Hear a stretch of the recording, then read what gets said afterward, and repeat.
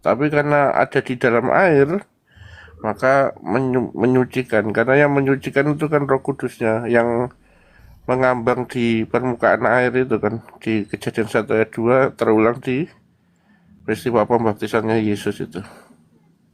Iya. Ya, secara anehnya juga itu muncul di targumnya orang Yahudi ya. Tapi poinnya adalah Kristus itu menyucikan dan menguduskan air itu kembali. Oh. Gitu. Bukan airnya yang menyucikan Kristus. Iya, gitu. iya. Jadi Paham, bro, paham. Jadi jangan berarti Tuhan Yesus najis. Ya, Tuhan Yesus pernah mimpi basah. Oh enggak, bukan. Bukan seperti Mulai itu. paham. Ya.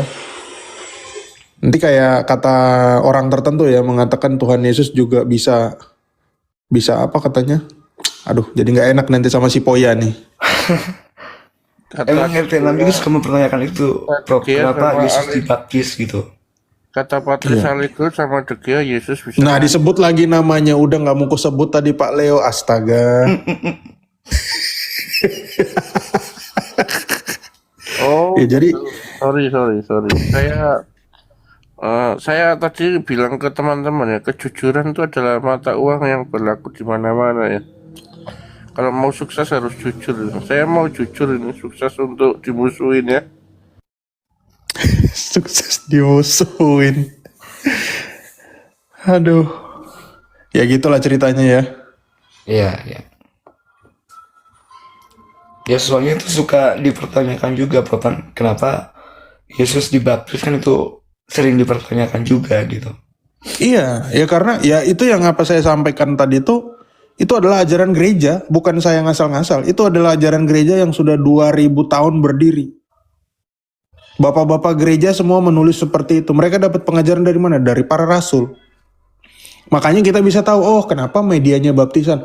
Oh dulu air juga digunakan Tuhan untuk menyelamatkan tokoh-tokoh di perjanjian lama. Misalnya siapa? Aduh, ada suara ini lagi temanku.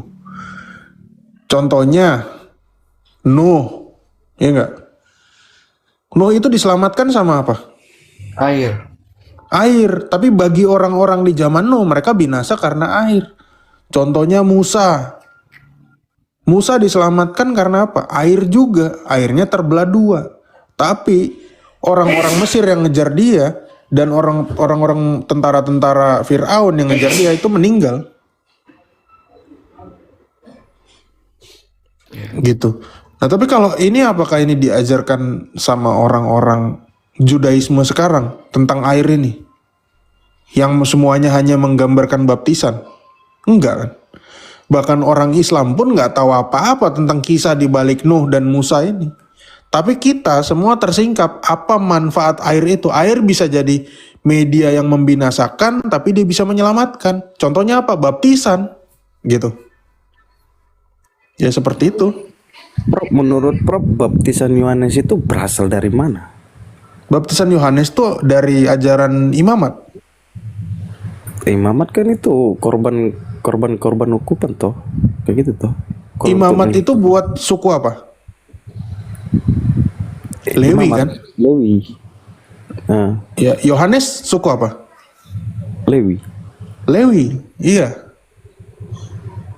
Iya, Bapak ibunya Lewi. Kenapa tidak dengan korban bakaran untuk menyucikan?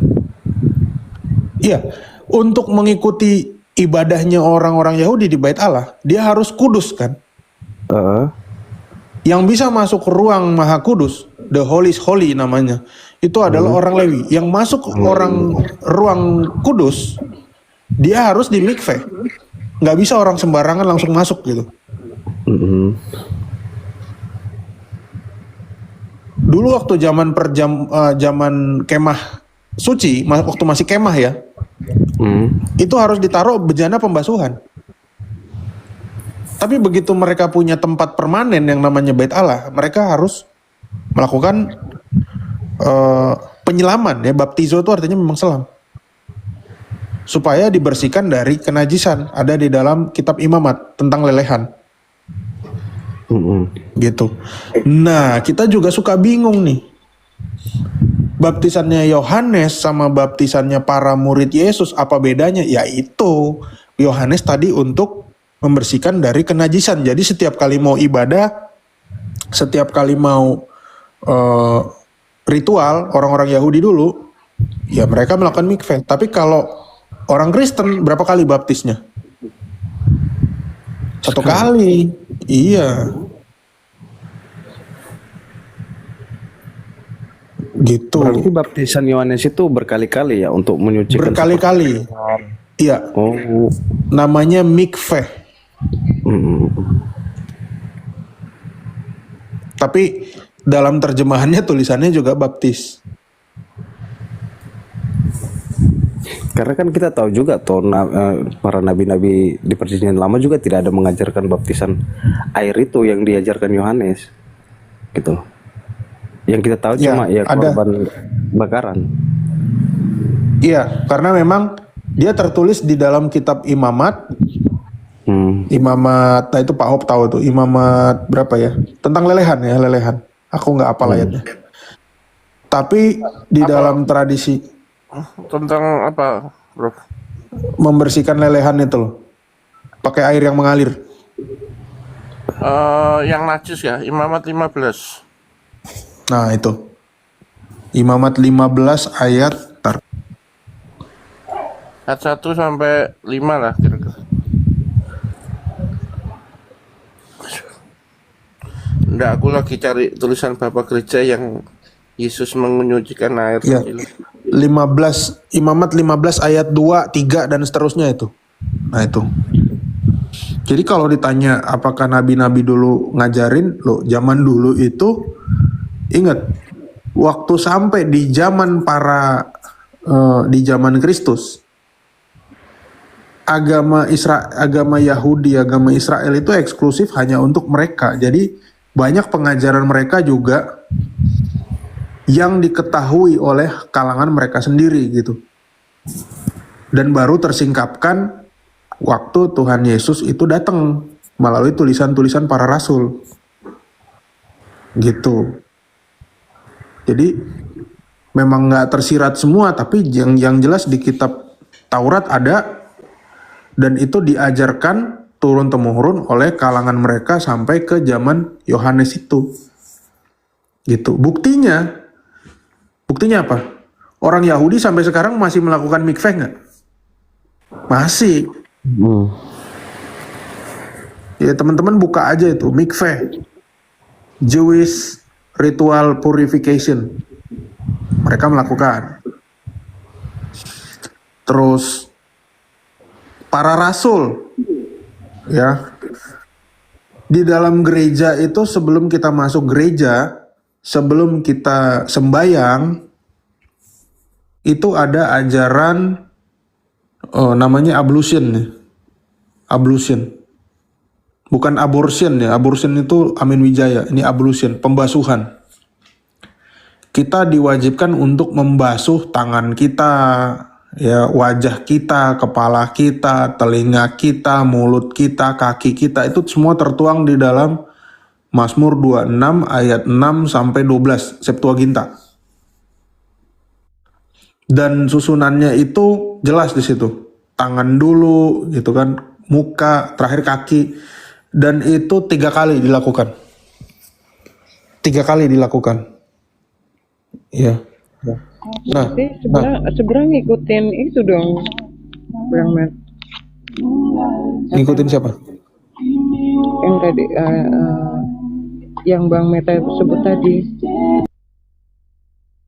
Iya, jadi para rasul itu ngajarin itu, terus para kaum rabinik meniru perbuatan itu.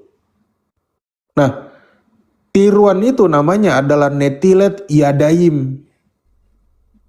Jadi kalau lihat orang Yahudi sekarang, mereka mau berdoa, mereka kan basuh itu 3 kali. Padahal para rasul itu 3 kali, kenapa? Karena itu adalah pembersihan diri yang menyimbolkan Tritunggal, di mana Yesus sudah ngajarin juga waktu Matius 28 ayat 19 sampai 20. Gitu kan? Di Yesaya 6 ayat 3. Ya, kudus, kudus, kuduslah Tuhan. Nah, itu masih ada di gereja-gereja purba. Nah, karena si rabi-rabi itu meniru gaya-gayanya orang Kristen, namanya Netilet Yadayim, RT 6 ini ngikut-ngikut juga, namanya wudhu. Jadi sekarang tuh kebalik, justru orang Kristen ditanya, kenapa kamu ibadah nggak wudhu? Kenapa kamu ke gereja itu nggak wudhu dulu, nggak ini? Lo justru wudhumu itu nyontek dari Kristen, itu termasuk dalam konstitusi apostolik. Gara-gara orang Kristen duluan melakukan itu, dasarnya tadi Mazmur 26 ayat 6 sampai 12. Kemudian ditiru orang Yahudi 3 abad kemudian, abad keempat mereka nulis Talmud. Ditiru lagi sama Nabi Padang Pasir abad ke-7. 3 abad kemudian. Tapi karena di Indonesia sudah terpisah dari tradisi itu, maka kita ngelihat, oh ya udah, berarti yang duluan wudhu ini Islam. Sebelum Islam mengenal wudhu, orang Yahudi udah kenal wudhu, Yahudi yang rabbinik ya. Tapi 4 abad sebelum Yahudi rabbinik kenal wudhu itu, Netilet Yadayim, orang Kristen sudah melakukannya. Gitu. Mazmur berapa tadi Bang Meta? 26 ayat 6 sampai 12 itu bacaan kalau orang Kristen sebelum berdoa ya. Sebelum berdoa harian.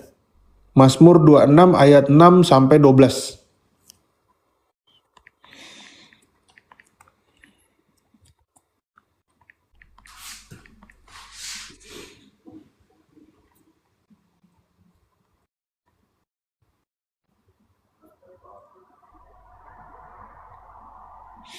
Makanya sampai detik ini orang Islam tidak bisa menjelaskan kenapa wudhu itu harus basuhannya 3 kali. Jawaban mereka paling mentok adalah, iya kami hanya mengikuti Nabi. Oh, itu bukan jawaban nih. Sampai dipajang di sini bro doanya bro, saking gak apal doanya. Apa tuh Pak Hop? Coba bacain Pak Hop. Hah? Apa nih? Atas nama Sang Bapa dan Sang Putra Sang Roh Kudus, amin. Aku hendak mencuci tangan dalam kemurnian ya Tuhan, dan aku hendak melayani di depan hadirat-Mu, dan aku hendak memberitakan semua keajaiban-Mu dan mendengarkan suara kepujian-Mu.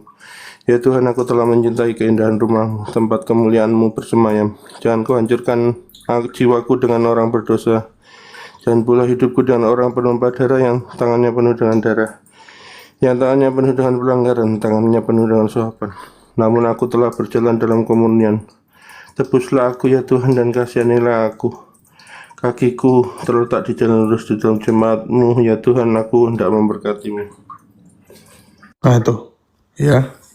Ada tangan tadi hendak melihat kemuliaan-Mu, itu muka, mendengarkan puji-pujian-Mu itu telinga, terakhirnya kaki. Gitu. Itu lebih jelas lagi di Septuaginta ya. Teks yang lebih tua lagi, teks gereja tuh. Teks Bait Allah yang masih dipakai oleh gereja sampai sekarang. Gitu. Dan dasarnya Netilet Yadayim itu dipakai sama orang Yahudi ya, sama juga ayatnya itu juga. Mazmur 26 ayat 6 sampai 12. Yaitu doa pentahiran namanya. Cuma begini, ya saya juga kemarin nanya ke Romo ya, sama teman-teman juga di sini ya, yang di ortodok di sini. Gimana kalau kita lagi di jalan mau doa, cuma kita nggak ketemu air? Nah, ya udah nggak usah, gitu. Tapi kalau ada air lebih baik. Tapi jangan jadikan gara-gara nggak jadi air, nggak ketemu air nggak berdoa gitu. Ya jadi udah deh nanti aja, kalau katanya orang Islam itu dijamak ya, dicampur sama sholat jam berikutnya gitu. Jangan gara-gara nggak ada air terus cancel gitu. Itu namanya juga munafik gitu.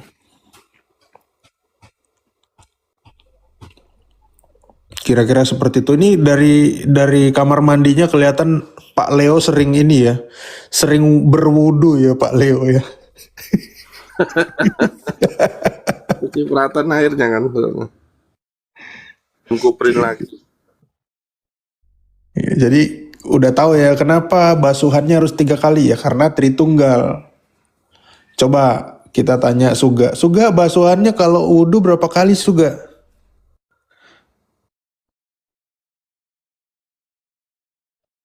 Oh, Suga masih terdiam membisu. Dia siap-siap mau ke kantor dia tuh, Prof. Jam 8 dia ke kantor.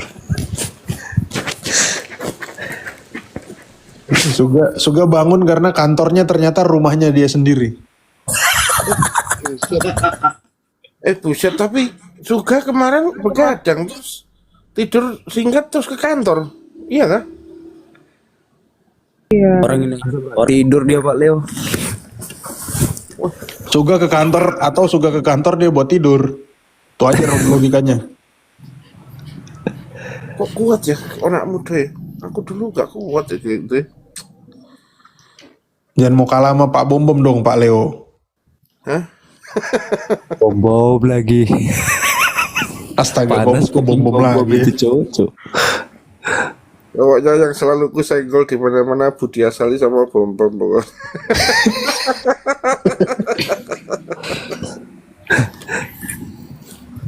Itu senggol itu Budi Asali karena apa Pak Leo? Prestrinasi ya? Prestrinasi ganda. Karena dia majang fotoku di tempatnya dia tapi bukan fotoku. Wajang Put. Kan bikin gara-gara nih berarti kan. Sudah aku suruh hapus itu wajahnya nggak mirip aku gitu kan. Masih ngotot dipajang ada foto keluarga aku lagi.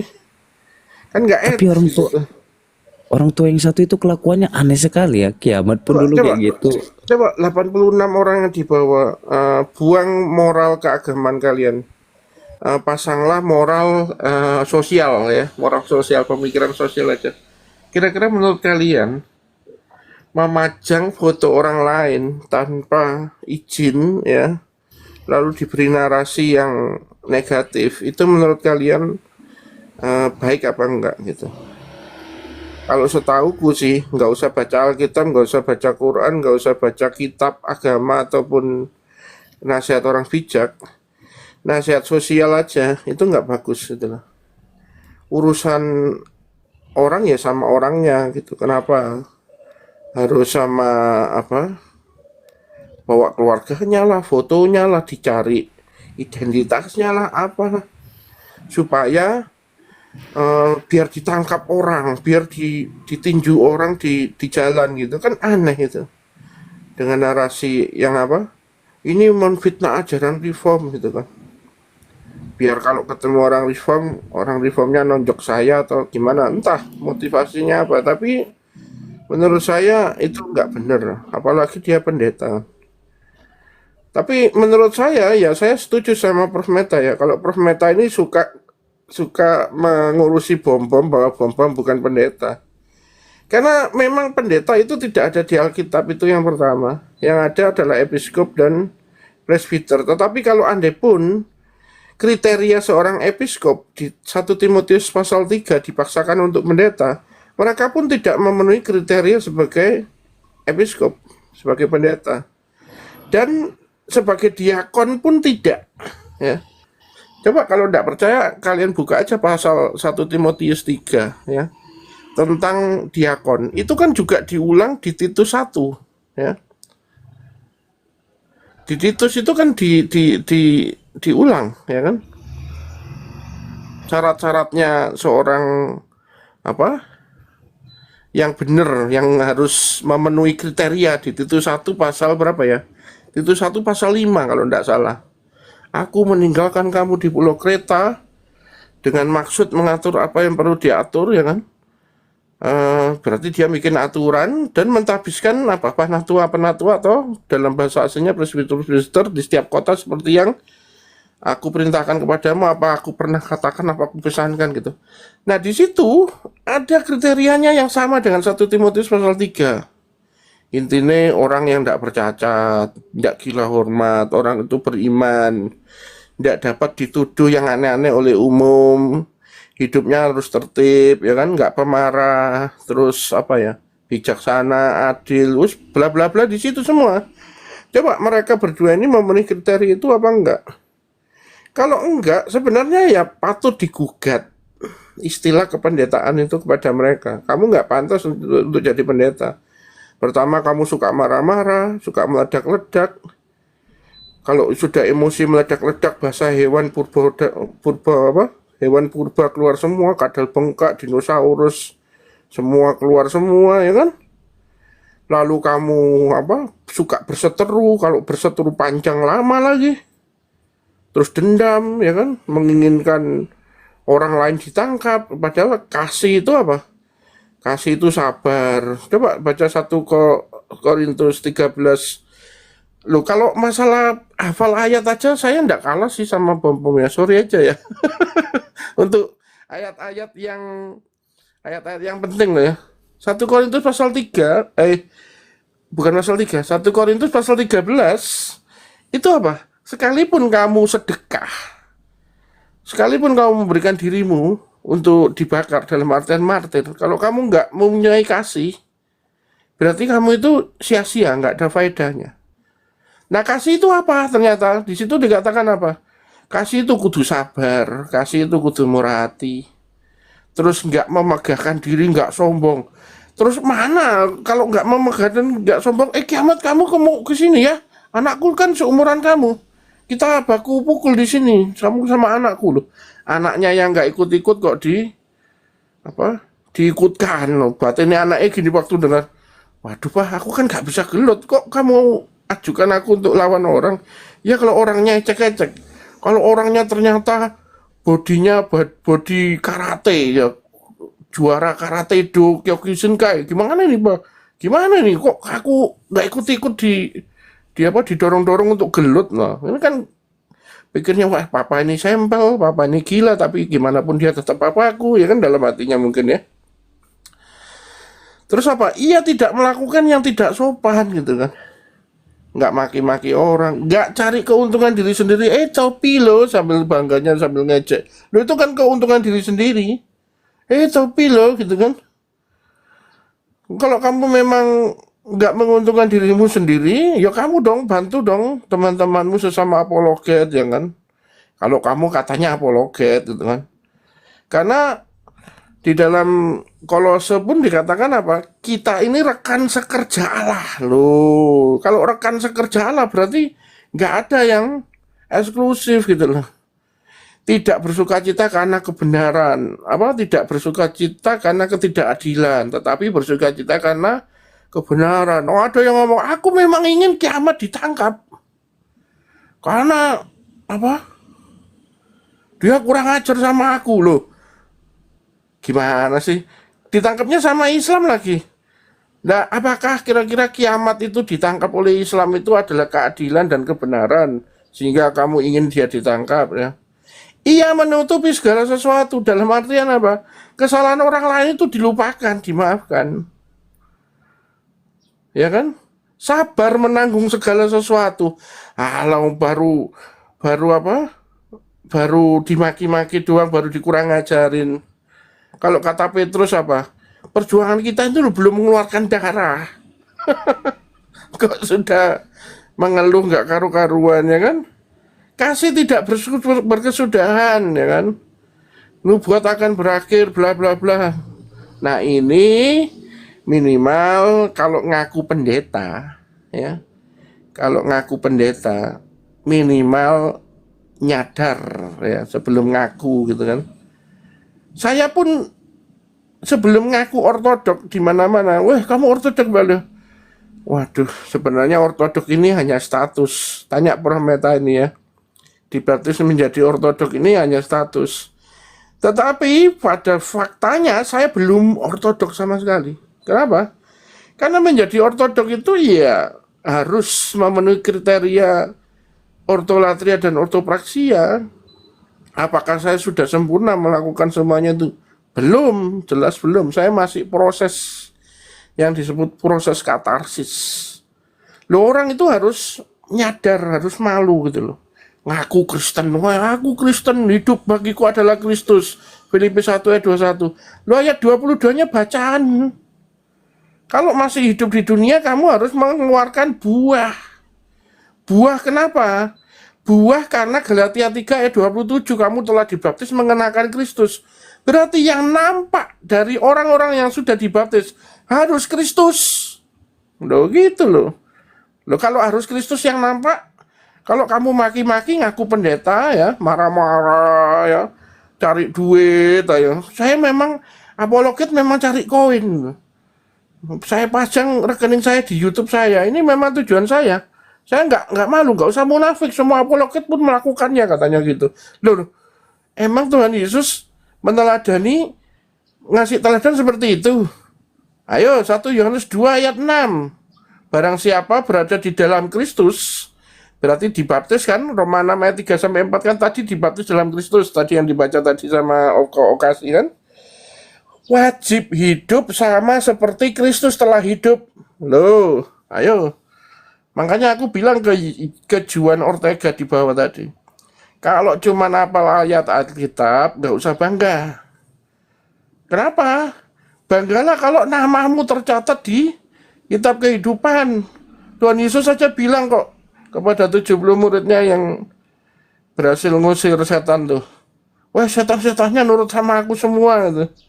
Lu kamu nggak usah bangga. Banggalah kalau namamu tercatat di kitab kehidupan. Yang artinya apa? Kamu melakukan kehendak Bapa. Lu praktek ini loh yang susah. Kalau cuma hafal doang nggak jadi kayak sebelah nanti. Lomba baca ayat kitab suci, bocah lomba hafal titik-titik gitu kan. Lu ya nggak salah. Dihafal, dibaca, dihafal nggak salah. Tapi ya dipraktekkan dong. Tahu cuman bongkol sayam sambil merem hafal 100 ayat. Tapi kamu bisa nggak praktek 100 ayat itu loh, gitu dong, harusnya gitu, oke? Ini jadi saya yang khotbah nih. Lanjut Prof, sorry Prof. Pak Leo, gusinya udah sembuh ya? Ya ini baru bangun tidur, gusinya hilang, gusinya kempes. Pantasan bersemangat sekali.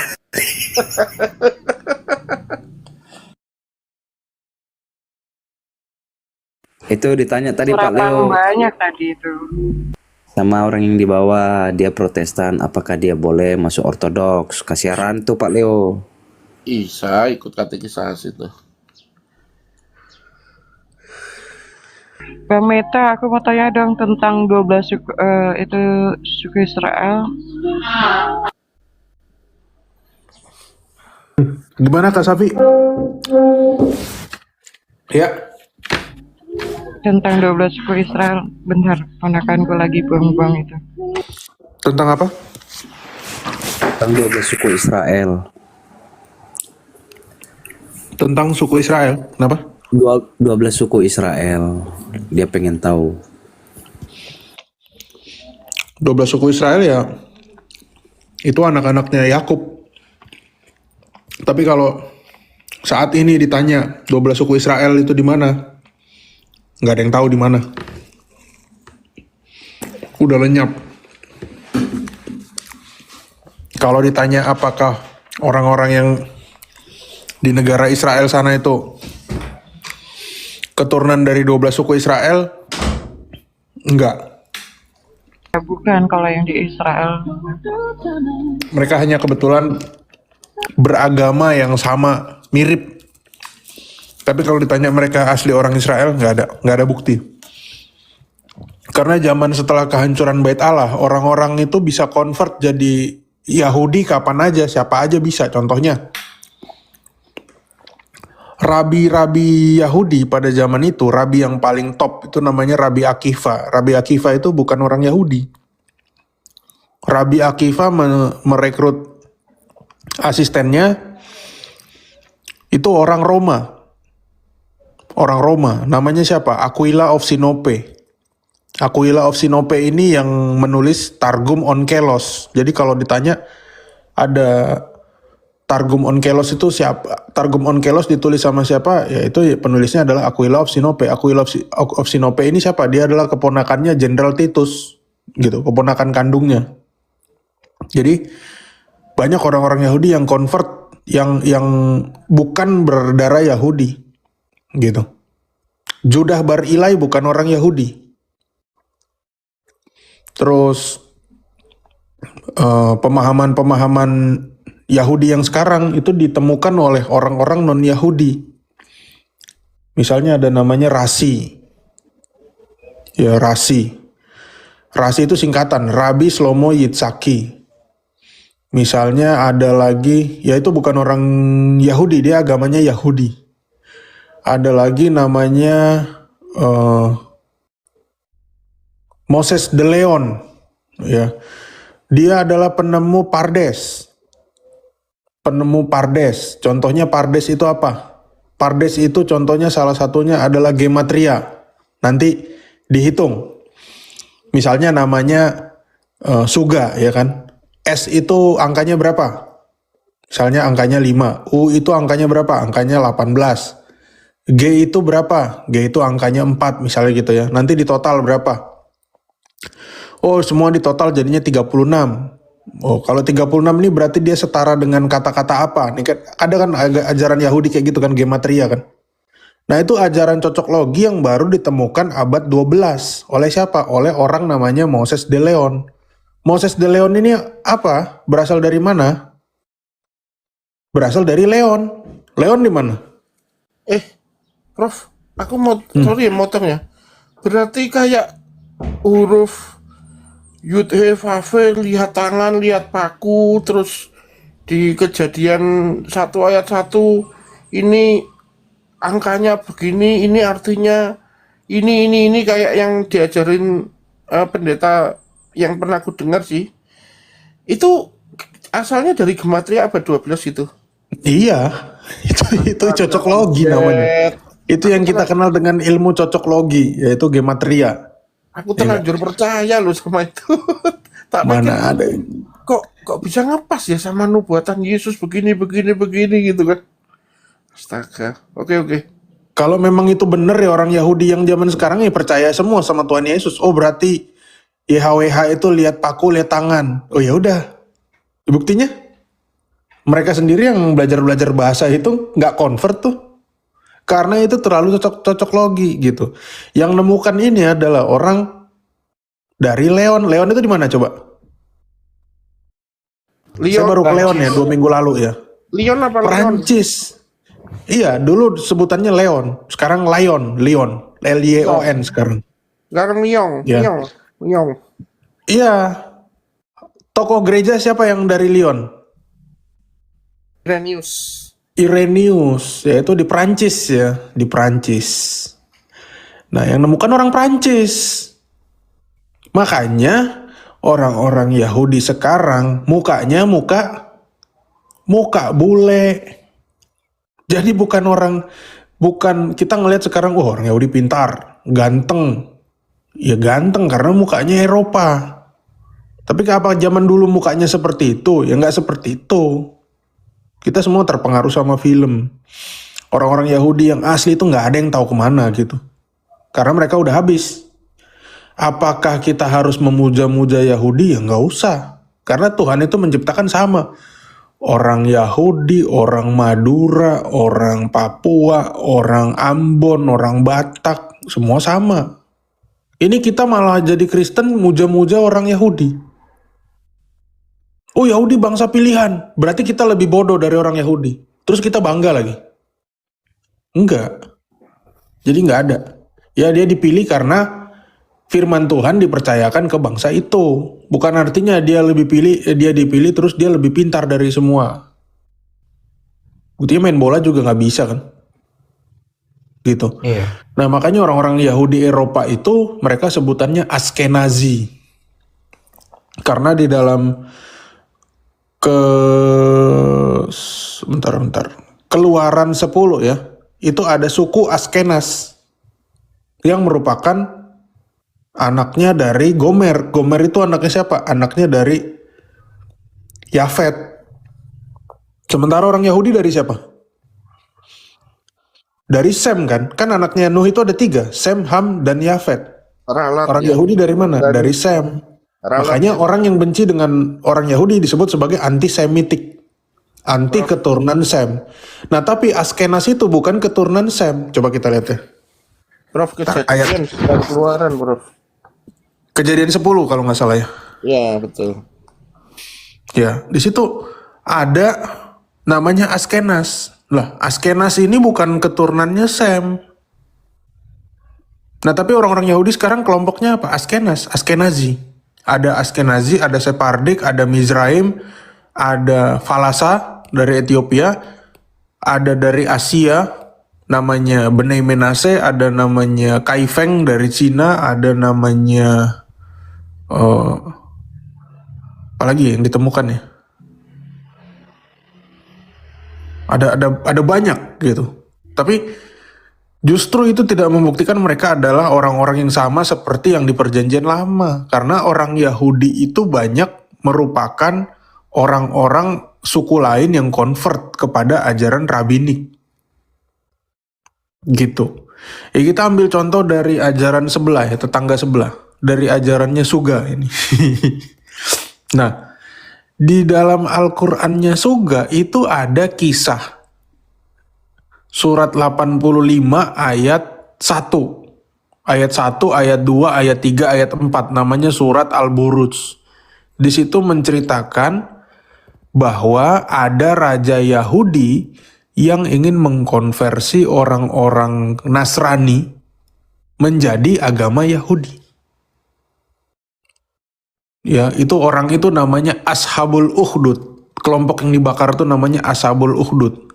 Ya, jadi ada Ashabul Kahfi, ada Ashabul Ukhdud. Nah, Ashabul Ukhdud itu artinya paret. Ya.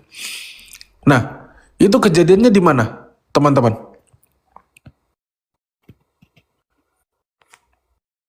Kejadiannya di mana, teman-teman? Surat Al-Buruj itu, ada yang tahu nggak? Ayo, teman-teman Islam tahu nggak? Di Nazran. Oke, di Najran. Najran ada di mana? Di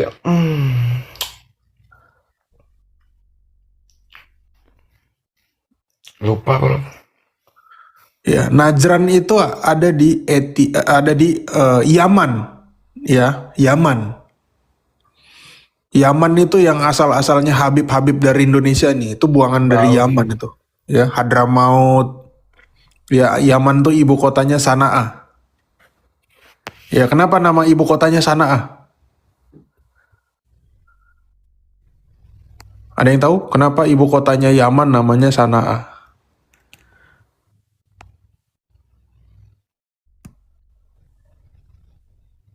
Karena setiap kali orang jadi raja di situ semua diusir. Ya, Sanaa, Sanaa lu, gitu. Nah, kita kembali ya, itu bercanda ya tadi ya. Orang-orang Najran itu diperintahkan untuk masuk ke dalam Yahudi. Lah sekarang pertanyaannya, Najran itu orang apa? Orang Yaman.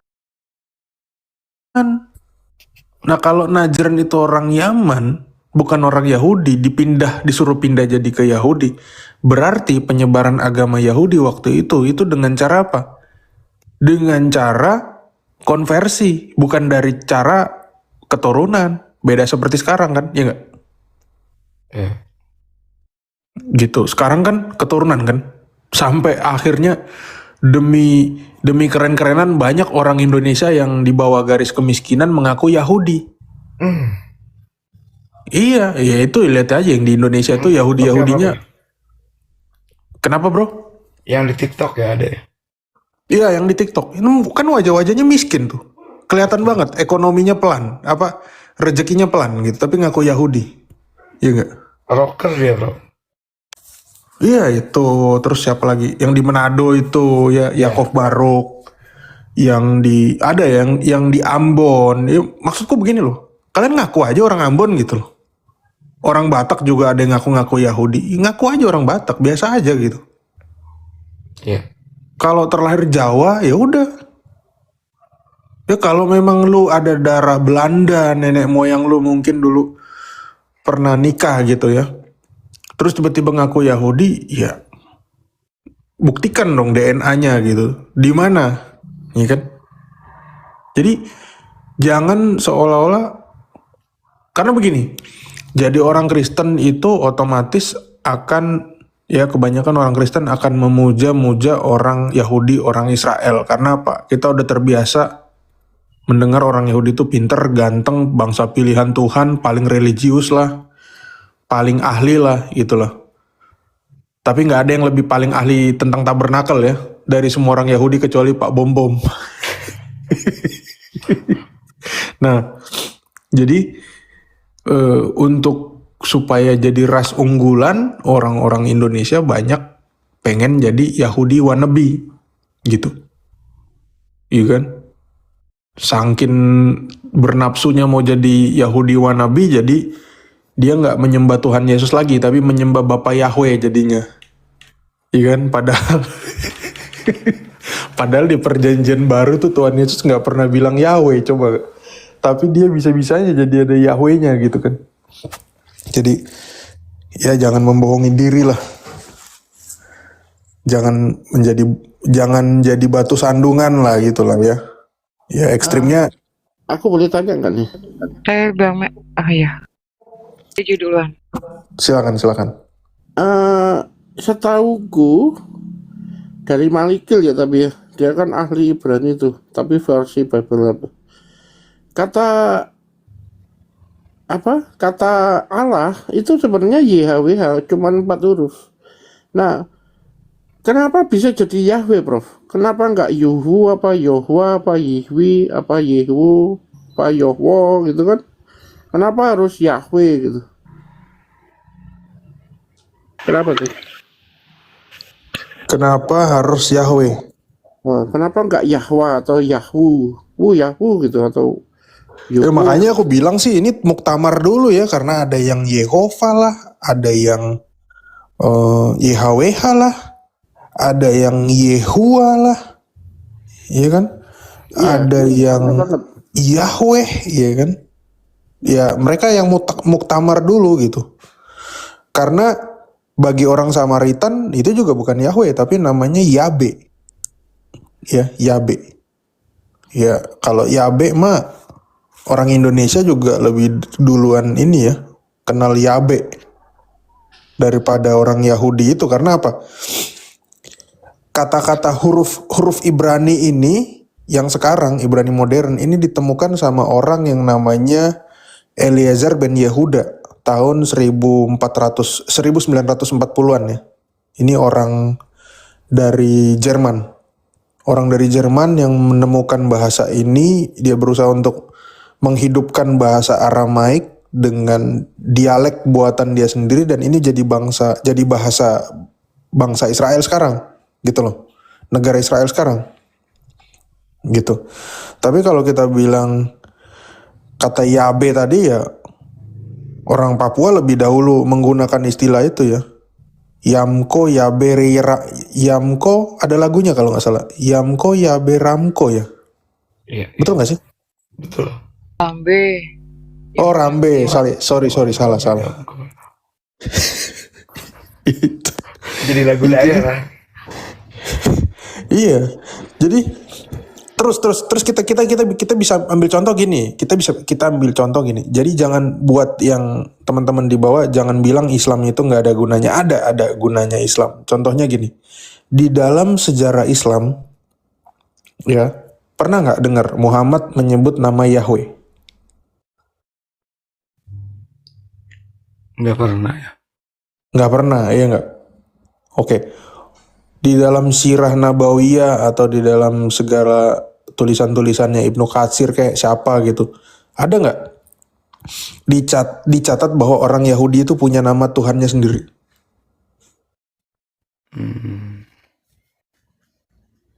Nggak pernah dengar kan? Nggak. Nah, makanya kalau memang zaman itu ya kita jadikan Islam ini sebagai extraneous variable. Kalau memang zaman itu orang Yahudi sudah mengenal nama Allahnya yang berbeda dengan Allahnya orang Islam, tentu gampang buat orang Yahudi di Arab Saudi untuk untuk menolak mentah-mentah Allah SWT. Misalnya Safia binti Huyai, ya. Terus ada Kinanah bin Rabi'ah, ada namanya Huyai bin Akhtab, ada namanya Safia binti siapa yang racunin itu? Zainab binti Al Harith, ya nggak? Waktu mereka disuruh masuk Islam, mereka tinggal jawabnya gampang dong. Oh, saya nggak mau nyembah SWT. Tuhan saya namanya YHWH, mestinya gitu dong, ya nggak? Iya. Nah, sejarah yang banyak ini di kalangan Islam yang tidak ada satupun yang menyatakan bahwa Islam itu punya Tuhan namanya YHWH, ini membuktikan bahwa memang nama YHWH pun tidak dikenal oleh orang-orang Yahudi di zaman Muhammad. Selesai. Selesai. Final. Jadi ini salah satu fungsinya Islam nih. Jadi jangan bilang lagi Islam itu nggak ada fungsinya. Ada teman-teman. Ya, jadi buat teman-teman Islam juga jangan berkecil hati, kalian masih ada fungsinya. Meskipun nggak banyak. Gitu. Jadi itu bukti bahwa nama YHWH itu hanyalah cocok logi yang dibuat oleh aliran-aliran paguyuban model baru. Paguyuban kemarin sore. Gitu teman-teman. Di sekitar abad berapa tuh? Dia baru ada setelah di eranya Masoretic Text. Masoretic Text itu ditulis di mulai abad ke-7 startnya, selesainya abad 11. Ya. Gitu. Abad ke-7, abad ke-8 gitu ya, Muhammad sudah meninggal ya. Sudah dipredestinasikan udah jadi minyak bumi waktu itu. Belum jadi pertamax ya teman-teman ya. Belum jadi pertalite juga. Masih jadi minyak bumi teman-teman. Gitu. Makanya buat kekristenan yang terlalu fanatik dengan Yahweisme ya itu hanya cocok logi. Gitu. Kalau memang Tuhan Yesus itu ngajarin Yahweh, kenapa para rasul juga nggak nulis namanya Allah itu Yahweh? Iya nggak? Kenapa tetragrammaton Yahweh itu juga nggak ada di Talmud? Iya ya, aku baca Alkitab PB bahasa Yunani itu nggak satu kali pun Yehuwa, Yehu, Yahwu, Yehowa. Iya nggak usah PB bahasa Yunani, PL Perjanjian Lama. Nggak ada satupun YHWH. YHWH itu hanya bisa muncul di dalam teks Masoret, teks Ibrani yang dibaca.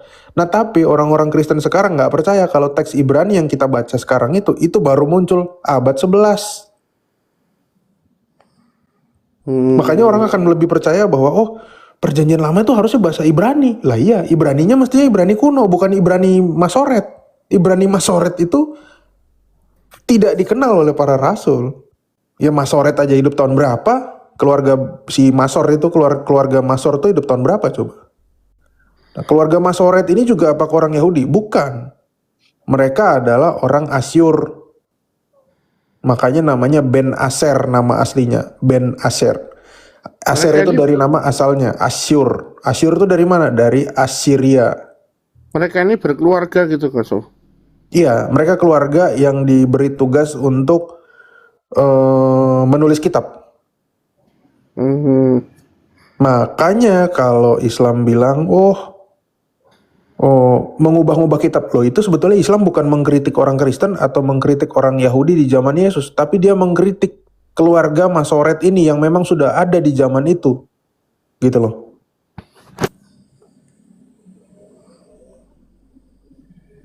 Karena nggak ada satupun narasinya Islam bahwa orang Kristen itu ngubah-ngubah Alkitab. Yang ngubah-ngubah itu memang orang Yahudi.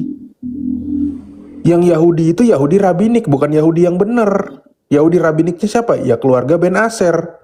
Karena Ben Aser berasal dari Asyur. Asyur itu ada di Timur Tengah. Gitu ceritanya. Pertanyaannya, kenapa Ben Aser menulis itu di abad ke-7? Kenapa proyek penulisan Alkitab itu baru abad ke-7? Kenapa mereka nggak nulis dari abad pertama?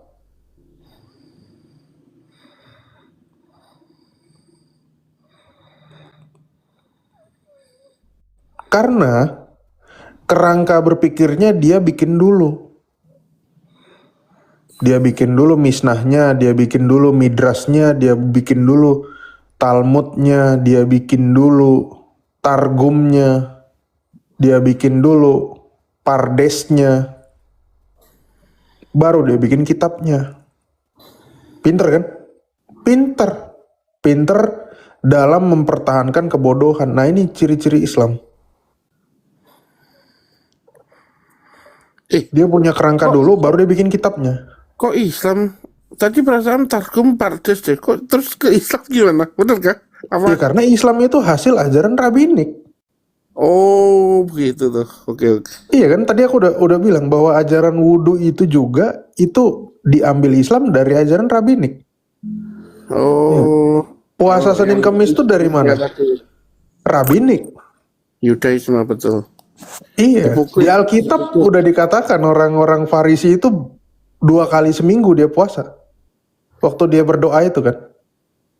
2 kali seminggu aku berdoa demi namamu. Itu hari apa? Senin sama Kamis. Itu hari Senin dan Kamis. Makanya para rasul nggak mau sama-sama dengan mereka. Orang Kristen puasanya hari Rabu Jumat. Nah, itu.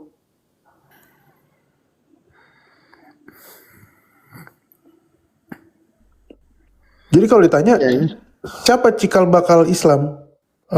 Nenek moyangnya Islam? Rabbinik. Ajarannya mirip. Sidang ilahi. Sama Al-Baqarah 34. Ketika kami berfirman kepada para malaikat. Sama kan? Banyak miripnya. Gitu. Tentang Abraham dibakar. Coba, di mana ceritanya Abraham dibakar di Alkitab? Cuman ada di dalam Targum sama Al-Quran.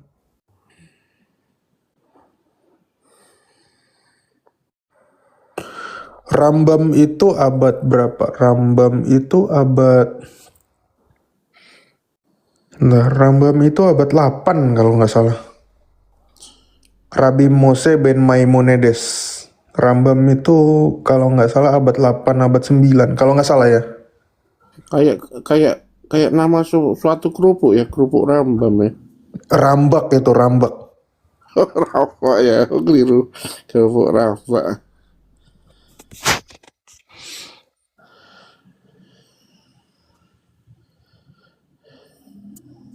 Ya, jadi kita mesti mengetahui ajaran Judaisme untuk lebih memperjelas apa itu Islam, dan kita perlu mengetahui ajaran Islam untuk memperjelas apa itu bidat-bidat Kristen dan efek dari ajaran rabbinik Yahudi gitu. Ya, Yahudi itu parah ya. Jadi kita sebagai seorang Kristen ya nggak perlu lagi orang Yahudi bangsa pilihan Tuhan. Kalau gitu kita harus membela-bela orang-orang Yahudi. Loh, nggak usah ya, biasa aja gitu kan. Sama aja semua, ciptaan Tuhan sama. Ya.